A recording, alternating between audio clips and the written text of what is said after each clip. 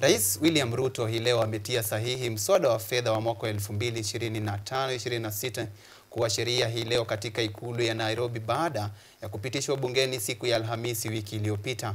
Patricia Alex anatufungulia jamvi la mizizi ya habari. Katika sherehe fupi iliyofanyika ikulu Nairobi Alhamisi hii, Rais William alitia saini mswada wa fedha wa mwaka huu kuwa sheria baada ya bunge la kitaifa kupitisha mswada huo wiki iliyopita.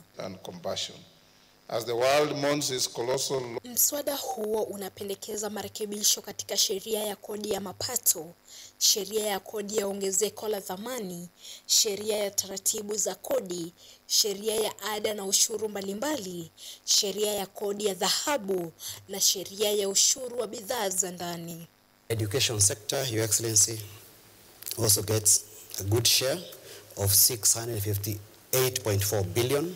Moja ya mapendekezo yenye utata mkubwa katika mswada wa fedha ilikuwa kifungu ambacho kingepewa mamlaka ya mapato ya Kenya KRA, mamlaka ya kupata taarifa binafsi za watu na biashara, ikiwa ni moja na rekodi za benki na pesa za simu bila idhini ya mahakama. Kufuatia shinikizo kubwa kutoka kwa asasi za kiraia na maandamano yanayoendelea yaliyoongozwa na kizazi cha Gen Z, wabunge waliondoa kifungo hicho wakati wa mijadala. This bill, again, Your Excellency, was introduced following the approval.